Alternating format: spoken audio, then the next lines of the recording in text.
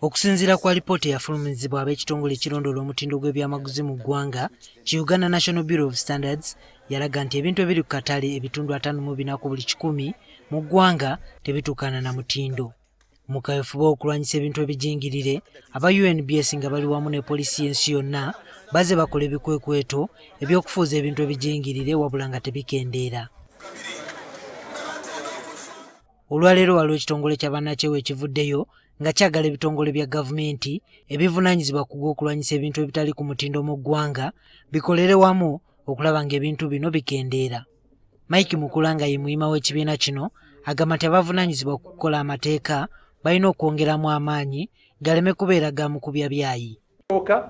Ye legal framework oba mateeka eggwanga gyefulumya okulabira nti no tulwanyisa ebikyamu bino, okulabira ddala nti no tuteekamu political will. Twagala okubira omulanga ba politicians bonna mu ggwanga balabe nti no kino kigentuliza amabega ng'eggwanga. Neffe ng'abakasiita n'abasuubuzi abalala tusaba era bongerereko ddala lifulume etteeka nga liri wamu ebijingirire n'ebintu ebifu oba ebikyamu. Naye bw'onooyisa ebijingirire byokka omuntu ajja kufuna akakwaso waayisa ate ebitatuukana mutindo kuba ajja kuba talina kyaleese nti akikopye naye ng'ate alina kyaleese nga kibi.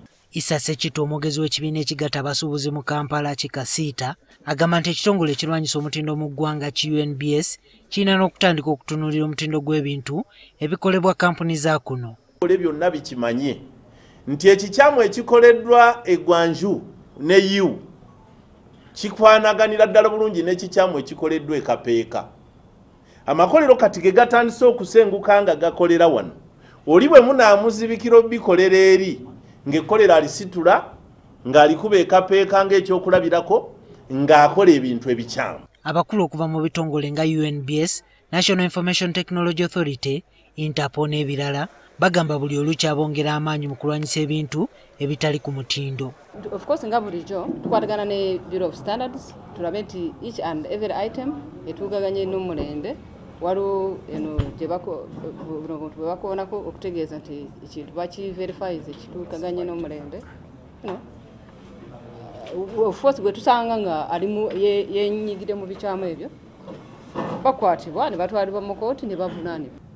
So its fight of substandard products should begin with you as a consumer, which is why we've put initiatives in place to name and shame products that are being sold on the market that do not meet standard. Ng'oggyeko bannayuganda okukosebwa olw'okugula ebintu ebitawangaala, ebimu ku bintu bino binokoddwayo okuba nga byongedde ku birwadde nga kansa eby'obulabe ennyo eri abantu.